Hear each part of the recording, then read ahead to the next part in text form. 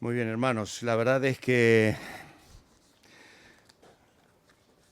hay momentos tan preciosos de alabanza y adoración que uno ya quisiera pasar a tomar el pan y el vino directamente después de esta alabanza, ¿no? De regocijarnos en la presencia del Señor. De hecho, lo voy a proponer al Consejo y que algunos de los que llevan la alabanza alguna vez quieran directamente después de cantar ir a este tiempo tan especial y luego sí pasar a la palabra del Señor, ¿no? Uno siente a veces que rompe un poquito esa dinámica de estar delante del Señor alabándole y adorándole, como en esta mañana. Deciros que Dios mediante el próximo jueves con Eli vamos a viajar a Tenerife. Vamos a estar allí en la iglesia con el pastor Manolo Sierra y toda una semana compartiendo allí. Estaremos el próximo domingo también con ellos en el culto. Así que desde aquí les mandamos ya un saludo a los hermanos. Y una de las razones por las que vamos, le dijimos a Manolo, y se lo decía Priscila esta mañana, es porque el año pasado Priscila nos dijo, Walter y Eli, mi casa es la vuestra, ¿no? Así que venid cuando querráis. Resulta que cuando yo decido ir, ella se viene para aquí con su marido. Bueno, igual su casa sigue siendo la nuestra ya, ¿eh? Así que con mucha ilusión y alegría esperamos el próximo fin de semana estar compartiendo con los hermanos y viendo de primera mano lo maravilloso que Dios está haciendo en la vida de esta amada iglesia. Bueno, también estoy muy emocionado esta mañana porque vamos a comenzar con un estudio muy especial, hacia el conocimiento de Dios. Allí lo tenéis en pantalla. Y ya tenemos el cuaderno devocional que a partir de mañana ya vamos a comenzar a utilizar en los devocionales. Este estudio está basado en este libro que tengo aquí, y ya os contaré un poquito de ello. Quiero deciros que el libro es mucho más amplio de lo que vamos a poder hablar aquí en solo media hora. Por eso es importante también que os animéis a seguir los devocionales si es que el tema os interesa, porque realmente a lo largo de la semana pues vamos a tener un poquito más de tiempo. Los devocionales tampoco dan para mucho porque son solo 14, 12, 13 minutos, entonces, pero igualmente profundizaremos bastante más. Así que quienes quieran llevar impreso esta mañana, vale 5 euros, hay varios disponibles, y quienes lo quieran solicitar, ya lo ofrecí durante la semana en los devocionales y ya está en Argentina, está en México, está en Bailén, está en varios lugares que me lo han ido pidiendo a lo largo de la semana en PDF. Lo enviamos gratuitamente también, así que claro, los que lo reciben en PDF, si lo quieren tener en papel, tienen que ir a una librería, fotocopiarlo, imprimirlo, encuadernarlo, ¿no? Así que bueno, aquí está el cuadernillo a disposición de todo el que lo quiera, hay ejemplares ahí atrás y también tengo algunos aquí a la hora de la salida. Este ejemplar que tengo aquí en la mano, como veis, tiene una pinta de muy viejito. Los que estáis cerca podéis ver, las páginas ya son marrones, están manchadas, está bastante estropeado. ¿Por qué quiero tanto yo este ejemplar? Este me lo regaló una persona muy querida. De hecho, una vez que lo leí, decidí comprar más ejemplares porque como lo vivo recomendando, muchas veces me lo pidieron prestado. Entonces dije, no, este no lo puedo prestar. Entonces compré más ejemplares y he prestado las copias que tengo, ¿no? Pero bueno, ya han hecho varias ediciones mucho más nuevas que esta, porque esta es de 1970 y algo. Acabábamos con mi esposa de salir al ministerio y allí en Mendoza pues había regresado a vivir el pastor que había dejado a mi padre en el pastorado. Cuando mi padre y mi madre se casaron, se fueron de viaje de luna de miel a Mendoza, año 1957. Mi padre se hizo cargo allí del testimonio porque este pastor, don Guillermo Cook, se tenía que ir a Estados Unidos. A cada 4 o 5 años los pastores americanos tienen que volver a sus iglesias, visitarlas y tal, ¿no? Entonces él dejó a mi padre allí pastoreando por 2 años, ¿no? Pero cuando él volvió, mi padre en plena juventud y trabajando arduamente para el Señor, estaba la obra creciendo tanto que don Guillermo dijo: don Juan, quédese usted allí, yo me voy a otro lugar. Y de hecho se fue a Santiago del Estero, otra provincia en el norte de Argentina. Pues ya muy viejito, jubilado, volvió a Mendoza con su esposa. Había una hija suya y su yerno que pastoreaban otra iglesia cercana allí en Mendoza. Entonces fuimos con mi padre a visitarle. Y, oh sorpresa, don Guillermo tenía este libro para mí. Llevábamos un año a tiempo completo en el ministerio.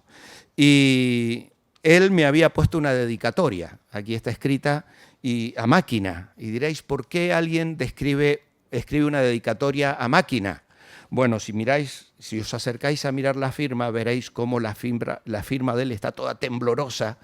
Es porque ya no podía prácticamente escribir, ¿eh? Y mirad lo que dice. Querido Walter, si yo hago mal con ponerme con estas cosas que me emocionan tanto. Dice, si usted ya tiene este libro no tiene ya este libro hacia el conocimiento de Dios, encontrará en su lectura y relectura profunda enseñanza doctrinal, hecha sencilla para nosotros que no somos teólogos. El autor no es de nuestras asambleas y puede que usted encuentre alguna discrepancia en algún capítulo con lo que nosotros aceptamos, pero en muy pocos casos. Sus capítulos sobre adopción y la redención son, a mi parecer, excepcionales. Le obsequio el libro no para llenar sus estantes, sino para que llene su corazón, como a mí me ha llenado. Un célebre siervo del Señor, con referencia al libro, dice: espero leerlo una vez por año durante el resto de mi vida. Bueno, el profesor es regente de una universidad cristiana y me dice: discúlpeme estas palabras, pero te estimamos con Eli, mi esposa y yo. Me despido, Dios te bendiga y te siga utilizando. Con afecto en Cristo, Guillermo y Anita Cook. Amados hermanos, que hace ya muchos años han partido a la presencia del Señor. Yo no he leído este libro todos los años de mi vida, pero ha sido una referencia y hacía mucho tiempo que deseaba que la iglesia pudiese detenerse para conocer los temas, tratar los capítulos, y es lo que vamos a estar haciendo varias semanas de esta temporada. Vamos a empezar con 11 semanas, hay 22 capítulos en el libro. Vamos a ver 11 capítulos, luego haremos un descanso, vamos a tratar otros temas y antes de finalizar la temporada, por allí, por mayo, abril, veremos los otros 11 capítulos. Pero realmente le pido al Señor que esto sea de tanta bendición para vosotros, para la iglesia. Quizá algunos ya lo tenéis al libro, quizás algunos lo habéis leído, otros ni siquiera sabíais que existía. No vamos a ser teólogos por estudiar este tema, pero sí queremos que la enseñanza y los temas que vamos a estar tratando pues no sea para engordar nuestra mente, sino para ensanchar nuestro corazón, para que podamos conocer más al Señor y crecer en el conocimiento de Él. Cada semana vamos a comenzar con un propósito semanal. En el cuadernillo, en los devocionales, hay un propósito semanal y ahora lo van a poner aquí en la pantalla. El primer propósito, la primera semana, el tema general es el estudio de Dios, el estudio de Dios. Esa va a ser la introducción, el capítulo 1. Y el propósito semanal será ver por qué es importante el conocimiento de Dios. Y vamos a leer, los que tenéis la Biblia, me podéis acompañar, Jeremías, capítulo 9, versículos 23 y 24.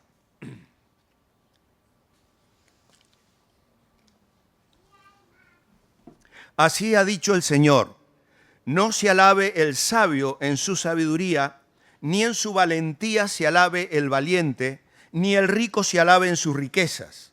Mas alábese en esto el que haya de alabarse, en entenderme y conocerme, que yo soy el Señor, que hago misericordia, juicio y justicia en la tierra, porque estas cosas me agradan, dice el Señor. Y vamos a mirar otra lectura más en Efesios capítulo 5, escogiendo solo un par de lecturas porque el tiempo esta mañana no nos permite detenernos. En los devocionales vais a encontrar muchos versículos muy preciosos en los cuales podríamos detenernos esta mañana. Pero Efesios capítulo 5, versículos 1 y 2 dice: sed pues imitadores de Dios como hijos amados, y vivid en amor, como también Cristo nos amó y se entregó a sí mismo por nosotros como ofrenda y sacrificio de olor agradable a Dios. Alguien dijo una vez: la esperanza para el crecimiento, la significación y la realización como cristiano se basa en la comprensión de lo que eres, específicamente tu identidad en Cristo como hijo de Dios. Es una frase interesante, vuelvo a leerla. La esperanza para el crecimiento, la significación, es decir, tener una vida que tenga contenido, que tenga significado, y la realización como cristiano, se basa en la comprensión de lo que eres, específicamente tu identidad en Cristo. Pablo le dice a los efesios: sed imitadores de Dios como hijos amados. Tu identidad, amado hermano, en Cristo. Tienes que saber lo que eres como hijo de Dios. Y esta frase está tomada de un libro cristiano muy conocido y expresa una gran verdad. Los creyentes en Cristo necesitamos ser conscientes de quiénes somos nosotros. De hecho, hay algunas canciones que han surgido últimamente, que incluso algunas de ellas las cantamos. ¿Quién dices que soy? Por ejemplo, creo que la cantamos el domingo pasado. ¿Quién dices que soy? Es muy importante que sepamos lo que significa ser hijo de Dios para vivir a la altura del llamamiento que hemos recibido. Sed imitadores como hijos de Dios y vivid en amor como también Cristo nos amó. Es que podemos desenfocarnos, podemos pasar la vida. Yo a veces digo, en una frase, que tiene su aquel, que a veces vivimos como gallinas picoteando el suelo y comiendo gusanos, en lugar de vivir como águilas, remontando el vuelo. Los hijos de Dios somos llamados a vivir en victoria, a vivir de una manera diferente, a vivir transmitiendo al mundo lo que significa tener a Dios en nuestras vidas. Somos sus representantes aquí sobre la tierra. Pablo dice: embajadores en nombre de Cristo. Pero es posible que yo no esté respondiendo a ese llamado, que me lo esté perdiendo, entre otras cosas, porque ni sé quién soy, ni sé quién es mi Padre. No conozco realmente a Dios. Mi conocimiento de Dios, mi relación con Dios es mínima, escasa, lo imprescindible, a lo mejor temporal, circunstancial, momentánea. 3-4 minutos en la mañana mientras me estoy arreglando, tomando el café o peinando porque estoy apurado y vivo la vida y siempre postergando mi oración, mi lectura de la Biblia, mi tiempo de comunión, mi vida espiritual. Realmente desplegar mi experiencia de vida, de relación con Dios para representarle aquí sobre la tierra. Si no sé quién es Dios, no voy a saber quién soy y no voy a experimentar la libertad a la que Dios nos ha llamado. Y no podremos llevar el fruto que Dios espera de cada hijo de Dios. Por eso es importante que conozcamos a Dios y es importante que nos detengamos en este estudio. 4 cosas os voy a decir en esta mañana acerca de esto. La primera: conocer a Dios es importante porque afecta nuestra vida. Afecta nuestra vida. La idea de Dios es lo más importante que toda persona puede tener en esta vida. Lo más importante. ¿Por qué? Porque de ello no solo depende su vida aquí sobre la tierra, sino la eternidad. Hoy, y ya lo he dicho estos últimos domingos, vemos a personas sorprendentemente que blasfeman permanentemente el nombre de Dios. Todo el tiempo. Antes se maldecía de otra manera. Yo cuando llegué a España no escuchaba eso. Pero ahora cualquier persona que tiene el más mínimo contratiempo maldice a Dios. Yo creo que no son conscientes realmente de lo que están haciendo. Lo hacen en absoluta ignorancia. Y entiendo que Dios por eso les va a perdonar si un día se arrepienten sinceramente y confiesan su pecado. Pero realmente vivimos en una sociedad que menosprecia realmente a Dios, no le tiene en cuenta. Y lamentablemente uno se da cuenta que estas personas no están preparadas para la eternidad. Obviamente que no. Conocer a Dios es la mayor bendición que podemos experimentar los seres humanos.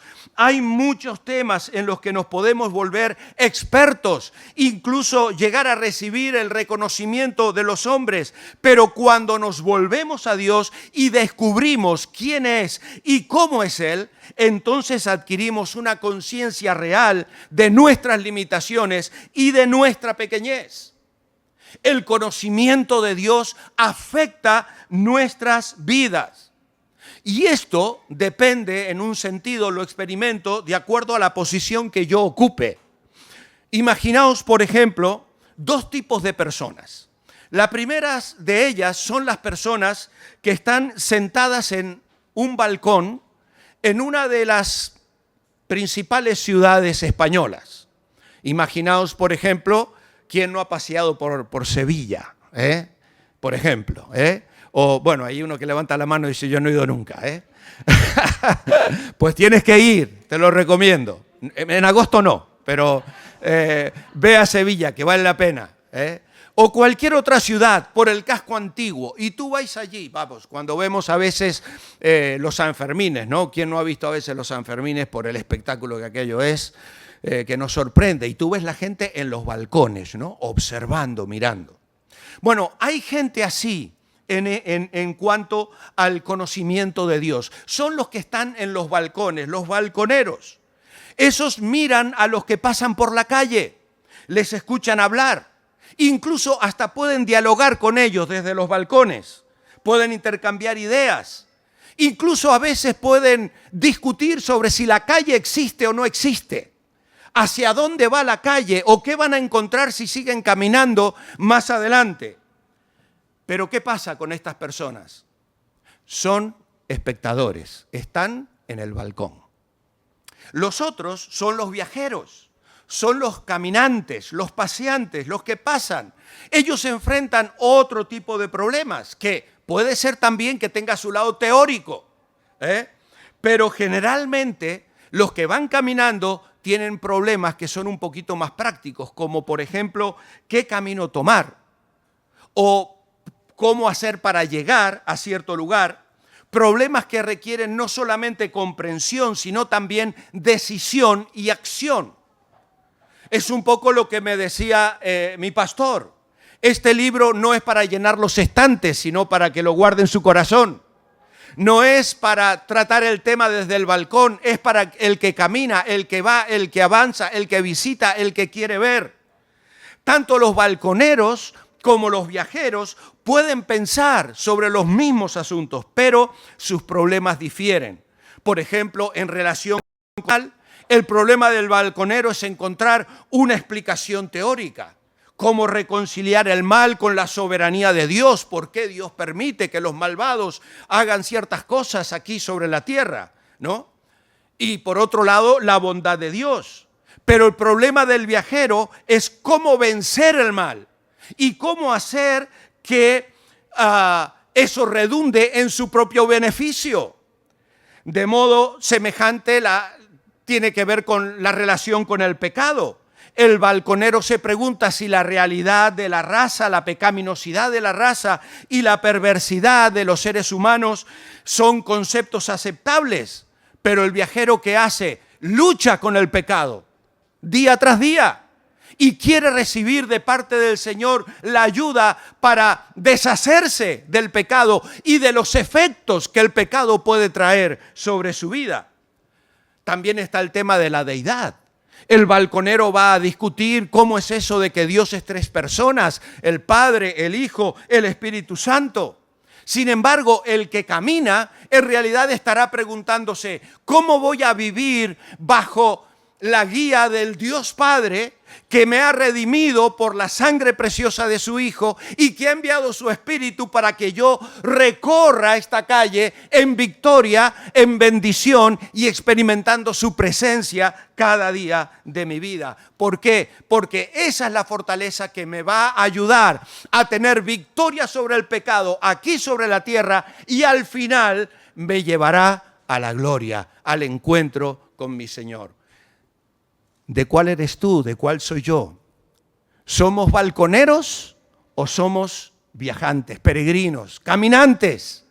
¿Queremos que la palabra de Dios sea práctica en nuestra vida? ¿Vamos a estudiar este tema, el estudio de Dios, para engordar nuestra mente o porque queremos que el Señor camine a nuestro lado y nos lleve al destino que tiene preparado para nosotros? Por eso el estudio de Dios afecta mi vida. Lo que vamos a estar estudiando estas semanas tiene que ver con viajeros. Podemos discutir, podemos luego intercambiar opiniones, pero no queremos hacerlo como los balconeros. Queremos hacerlo en una forma práctica, que esto cambie nuestras vidas, que esto nos lleve a una experiencia en la que yo sienta que el estudio de Dios afecta mi vida, afecta mi experiencia personal. Llena mi corazón, no los estantes de mi biblioteca. En segundo lugar, es importante conocer a Dios porque enfoca nuestra vida, enfoca nuestra vida. Cuando hay ignorancia de Dios, nos conformamos a un espíritu moderno que concibe grandes ideas sobre el hombre y solo deja lugar a pequeñas ideas sobre Dios. Ese es el espíritu del hombre moderno. La tendencia del hombre moderno para con Dios es mantenerlo a la distancia y si no, negarlo totalmente. Y lo irónico está en que algunos cristianos modernos, preocupados por conservar las prácticas religiosas y no perder esa comunicación con aquellos que bien intencionadamente a veces queremos ganar para Cristo, pero lamentablemente preocupados por eso, caemos en la conservación de prácticas religiosas en medio de un mundo irreligioso. Y a veces nos encontramos con creyentes que han permitido que Dios para ellos se vuelva también algo remoto. La gente de iglesia que mira a Dios, podríamos decir, como por el extremo opuesto de un telescopio. Marcos nos hablaba recién de observar las estrellas, ¿no? Hay un hermano en la iglesia que se está especializando y está construyendo sus propios telescopios para mirar el firmamento y dice que es una maravilla, ¿no? Pues ya os contará él algo sobre eso. Pero a veces, aunque no se puede hacer, podemos darle la vuelta al telescopio. Y en lugar de mirar desde abajo, desde una mirilla donde ponemos los ojos para observar el firmamento, miramos desde la lente de afuera, que no se puede hacer en realidad. Pero suponiendo que se pudiera hacer, ¿qué es lo que consigo? Pues que yo sea el grande y que Dios sea un pigmeo. Ese es el espíritu moderno. Pero claro, si yo reduzco a Dios al tamaño de un pigmeo, no puedo más que terminar siendo un cristiano pigmeo. Y esta es una posibilidad real. Creyentes pigmeos, creyentes que tienen un Dios muy pequeñito en sus vidas. Un Dios casi diría insignificante. Incluso más, las ideas sobre la muerte, la eternidad, el juicio, la grandeza del alma y las consecuencias perdurables de decisiones temporales están pasadas de moda para los modernos. La gente no quiere hablar de estas cosas. La gente no quiere hablar de la eternidad, no quiere hablar de la trascendencia de la vida. Muerto el perro, se acabó la rabia. Pero la Biblia recuerda que Dios ha establecido un día en que juzgará a los hombres con justicia. Todos tendrán que dar cuenta delante de Dios. Y lamentablemente a veces en la iglesia podemos caer en ese error de tener la tendencia a olvidar estos temas, a dejarlos de lado, a no tocarlos. Porque queremos otros temas más dinámicos, queremos hablar de psicología, queremos hablar del matrimonio, queremos hablar de relaciones, y está muy bien. De hecho, la teología de la que vamos a estar hablando ahora va a afectar tu vida por completo. Pero no venimos a la iglesia para recibir tratamientos psicológicos, aunque a veces los necesitamos. Y yo como pastor a veces los recomiendo, y no estoy menospreciando a los psicólogos. Pero a la iglesia venimos a oír la palabra de Dios y lo que la palabra de Dios dice. Porque Dios es el que tiene la última palabra, porque Dios es soberano, porque Él tiene la autoridad. La segunda tendencia que hay es que la mente cristiana ha sido perturbada por el escepticismo que vemos en el mundo alrededor. Es decir, se niega el control que Dios ejerce sobre el mundo, sea completo, directo y en buena medida la teología, la filosofía y la ciencia se han combinado para potenciar esa negación. Es decir, Dios no tiene el control, o si alguna vez lo tuvo, lo ha perdido. Las cosas que el mundo está viviendo están fuera del control de Dios. Y como resultado de eso, la Biblia es atacada intensamente. Y esto ha sucedido con cuestiones fundamentales del cristianismo histórico. Los hechos fundamentales de la fe se ponen en duda. ¿Es que acaso Dios se encontró con Israel en el Sinaí? ¿Es que realmente Israel cruzó el Mar Rojo? ¿Es que Jesús fue algo más que un hombre muy espiritual? ¿Realmente ocurrieron los milagros de Jesús relatados en los evangelios? ¿No será el Jesús de los evangelios una figura mayormente imaginaria y así por el estilo? Pero eso no es todo. Hay un escepticismo acerca de la revelación divina, negando los orígenes del cristianismo, negando la unidad de la verdad. Nada es verdad. No se puede estar seguro de que algo sea verdad verdaderamente absoluto. Hoy hay muchos caminos, hay muchas religiones, hay muchas maneras de llegar a Dios. Pero la Biblia dice lo contrario. Jesús dijo: yo soy el camino, la verdad y la vida. Nadie viene al Padre sino por mí.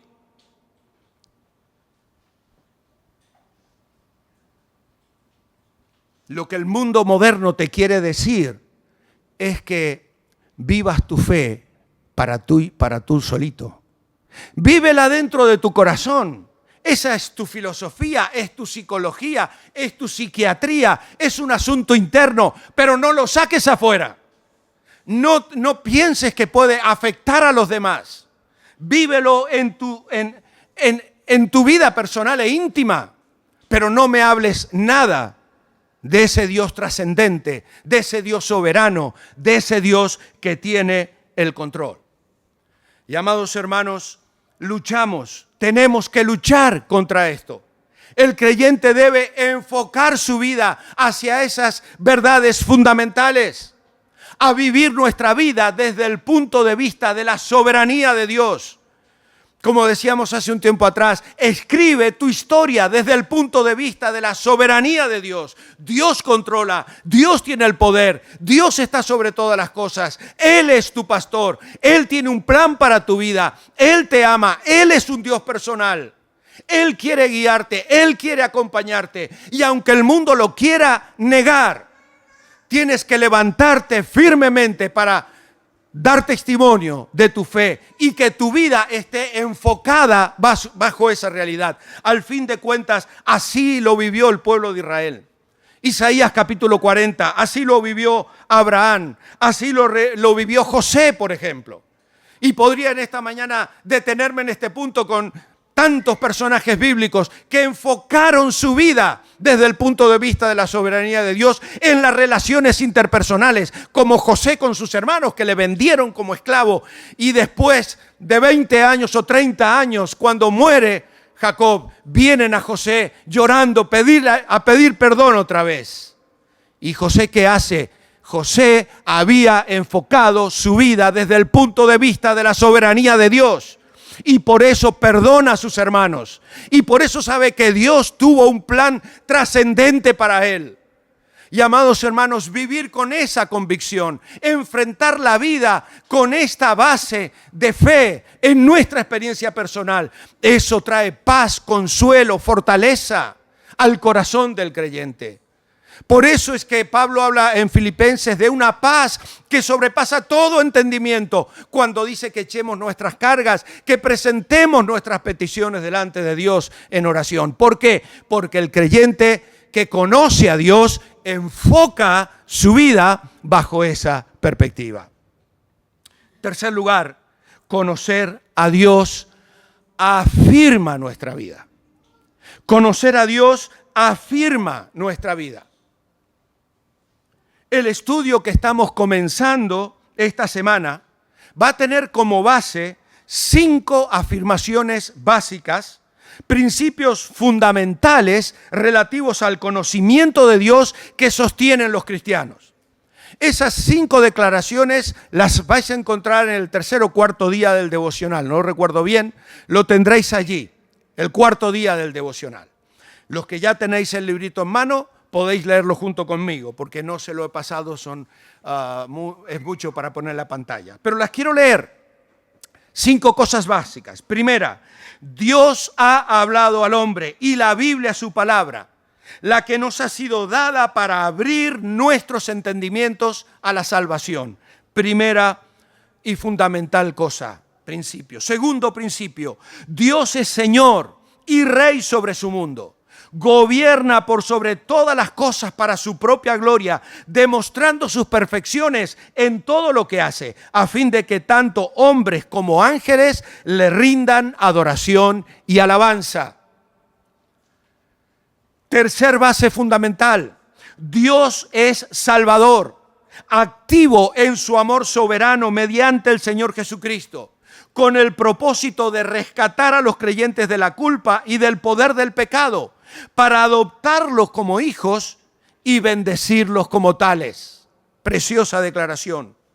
En cuarto lugar, Dios es trino y uno. En la deidad hay 3 personas, Padre, Hijo y Espíritu Santo. Y en la obra de salvación, las 3 personas actúan unidas. El Padre proyectando la salvación, el Hijo realizándola y el Espíritu aplicándola. Y finalmente, la quinta, la santidad consiste en responder a la revelación de Dios con confianza y obediencia, fe, adoración, oración y alabanza, sujeción y servicio. La vida debe verse y vivirse a la luz de la palabra de Dios. Esto y nada menos que esto constituye la verdadera religión. Estos 5 principios afirman nuestra vida. Son una especie de declaración de fe que vamos a usar como base para enfrentar estas semanas del estudio de Dios. Que en un sentido os invito a hacerlo como la palabra de Dios nos invita a leerla. Cuando tú abres Génesis 1:1, ¿qué lees allí? ¿Qué leéis? En el principio creó Dios los cielos y la tierra. Y probablemente vamos a estar con Abraham próximamente estudiando esos primeros capítulos del Génesis, si Dios quiere. ¿Tú ves allí algún argumento intentando convencer a alguien de que Dios existe? La Biblia no se preocupa la palabra de decir, mira, sal y mira el cielo, mira, ves que las aves o las flores, lo dirá después en otros lugares de la Biblia. Pero ¿cómo comienza la Biblia? Afirmando la existencia de Dios, afirmando cosas que luego, a medida que vamos leyendo la Escritura, irán entrando en nuestra mente y nuestro corazón. Y eso es lo que vamos a hacer esta semana. En el progreso del peregrino, el peregrino en un momento escucha a su esposa y a sus hijos clamando que deje el camino, que abandone el camino, que no salga de la ciudad de pecado, no recuerdo bien cómo se llamaba, donde él habitaba. ¿Y qué hace el peregrino? Se tapa los oídos y sale corriendo, vida, vida, vida. Y es eso lo que a veces necesitamos hacer. Vivimos en un mundo que quiere debatir, que quiere que nosotros gastemos nuestro tiempo explicando, y sí, vamos a encontrar explicaciones, pero las vamos a encontrar en la medida que nos sumerjamos en la palabra de Dios, que dejemos que estos principios comiencen a desgranarse unos tras otros y vayan afectando mi experiencia personal, mi vida diaria, de modo tal que mi fe se afirme y vamos a encontrar muchas respuestas y vamos a también a aceptar aquellas cosas para las que no tenemos respuesta, pero que nunca serán lo suficientemente fuertes como para romper los cimientos de nuestra fe, cuando están fundamentados en la palabra de Dios. Así que os animo. Y finalmente, ya para concluir, conocer a Dios es importante porque deleita nuestra vida. Deleita nuestra vida. Somos crueles para con nosotros mismos cuando pretendemos enfrentar la vida sin conocer a Dios. ¿De quién es este mundo? ¿A quién le pertenece y al cual Él dirige? El estudio de Dios es un tema vigente, de urgente necesidad para la iglesia de hoy, aunque haya a quienes les pueda parecer un tema inoportuno o anticuado o apropiado para generaciones pasadas.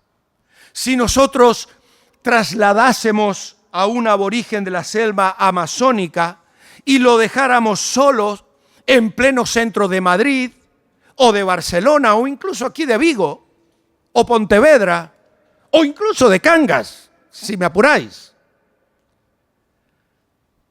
sin conocimiento de nuestro idioma ni de nuestras costumbres, y lo abandonáramos allí solo para que se desenvuelva por sí solo, lo estaríamos sometiendo a una especie de tortura y abandono, ya que para él sería algo desesperante. Claro que sí. Vivir sin conocimiento de Dios es vivir mal. Es malgastar la vida y perder el alma. Nadie puede evitar las consecuencias trágicas para el presente y para la eternidad cuando se ignora a Dios, a su palabra santa y al Evangelio de Jesucristo. ¿Cuál es la meta última? El propósito final al dedicarnos a estudiar a Dios. ¿Qué es lo que pensamos hacer con el conocimiento de Él una vez que lo hayamos adquirido? Obviamente que enfrentamos el peligro del orgullo. Que nuestra mente y nuestro corazón se llene de orgullo, nos volvamos engreídos y miremos con desprecio a los demás. En estos devocionales de verano, en uno de los días, estuvimos viendo algunas cosas de apologética. Y una de las cosas que decía es, hermano, evita siempre la actitud de yo, el sabio espiritual, te enseño a ti, el pecador ignorante.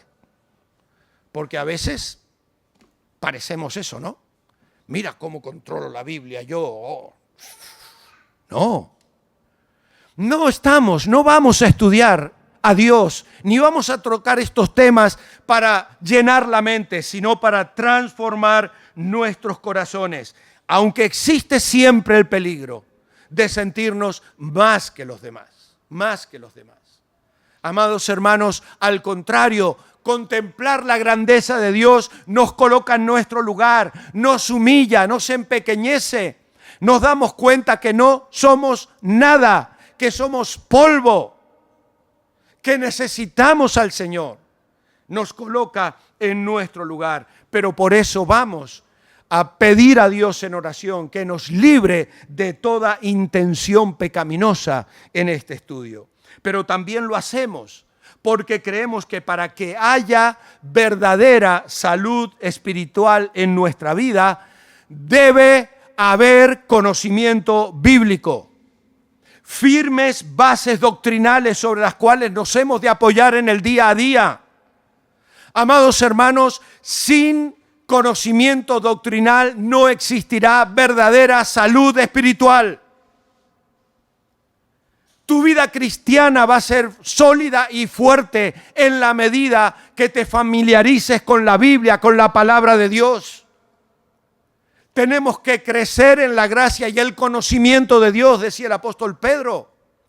El propio apóstol Pablo decía, prosigo a la meta, al premio del supremo llamamiento de Dios en Cristo Jesús. Un creyente que quiere, como decíamos al comienzo, vivir la vida cristiana victoriosa, necesita enfocar su vida, conocer al Señor, conocer su palabra. Si no, vas a vivir como un pigmeo, vas a vivir desenfocado, vas a vivir la vida cristiana y sí, llegarás al cielo porque la gracia de Dios sobreabundará. Pero recordad que en el tribunal de Cristo habrán obras quemadas, madera, heno y hojarasca. Y habrá quienes sean salvos así como por fuego.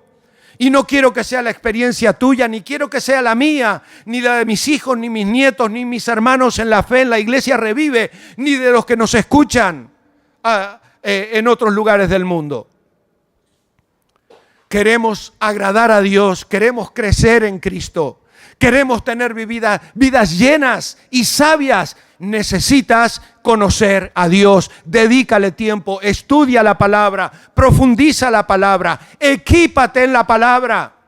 Pablo se lo decía a Timoteo, las escrituras están allí.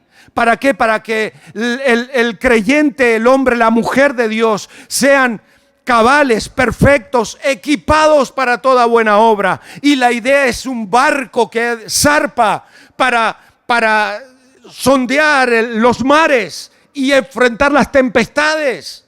Y va con todo lo necesario, alimentos, medicamentos, armamentos, todo lo necesario para una buena travesía. Y para eso le dice Pablo a Timoteo, has recibido las escrituras, las recibiste de tus padres y haces bien en enfocarte en ellas.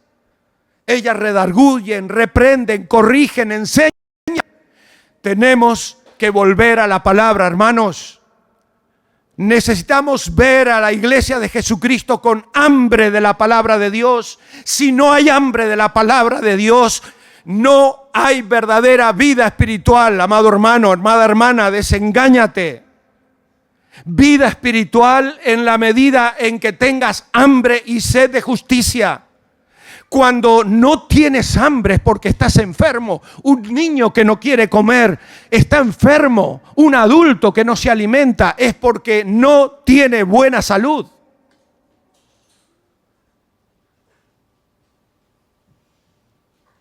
¿Cómo está tu hambre? ¿Cómo está tu sed de Dios? Examínate delante del Señor en esta mañana. Nuestra búsqueda, como hemos leído al principio, no es para llenar la mente, para ensanchar la biblioteca mental o real, sino para que transforme nuestra vida y cambie nuestro corazón. Lo que estamos buscando no es saber más acerca de Dios. Queremos conocer a Dios. Queremos vivir delante de Él, día tras día y experimentar por completo las bendiciones que el Señor ganó para nosotros a un precio muy alto, porque lo pagó con sangre, para hacer de ti y de mí personas que vivan en victoria, personas que vivan para la gloria de Dios. El salmista decía: bienaventurados los íntegros de camino, los que andan en la ley del Señor. Bienaventurados los que guardan su testimonio y con todo el corazón le buscan. Y luego el Salmo 73, me tomaste de la mano derecha, me has guiado según tu consejo y después me recibirás en gloria. ¿A quién tengo yo en los cielos sino a ti? Aparte de ti, nada deseo en la tierra. Mi carne y mi corazón desfallecen, pero la roca de mi corazón y mi porción es Dios para siempre. Será tu experiencia si conoces a este Dios. Vamos a inclinar nuestros rostros para orar.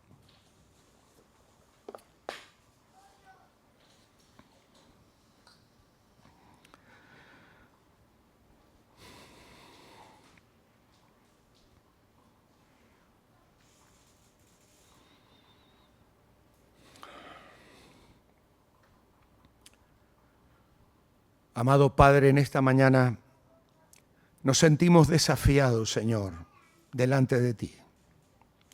Tu palabra es viva y eficaz, más cortante que toda espada de dos filos. Señor, que respondamos a este desafío, que podamos crecer como creyentes que conocen a su Padre y que viven como hijos de Dios en victoria, experimentando las bendiciones que el Señor Jesús ganó para nosotros a un precio tan alto en la cruz del Calvario. Oh Padre, pedimos que si entre nosotros en esta mañana hay quien todavía no ha tomado esa decisión de confiar en ti, de invitarte a su vida, que aún no sabe cómo relacionarse con este Dios de amor y de gracia, pueda hoy encontrar en Jesús el camino, la verdad y la vida. Él dice: al que a mí viene, no le echo fuera. Y así, Señor, quizá unos por primera vez aquí en este lugar o escuchándonos desde quién sabe dónde en su casa, aquellos que por primera vez van a invocar el nombre del Señor, como aquellos que ya te conocemos, quizá de años, volvemos a presentarnos delante de ti pidiéndote ayuda para que este camino que se abre delante de nosotros lo podamos recorrer con los ojos bien abiertos y con un corazón dispuesto a conocer a Dios y a entregarte nuestras vidas para vivir completa y enteramente en tu voluntad. Oramos en el nombre de Jesús. Amén y amén.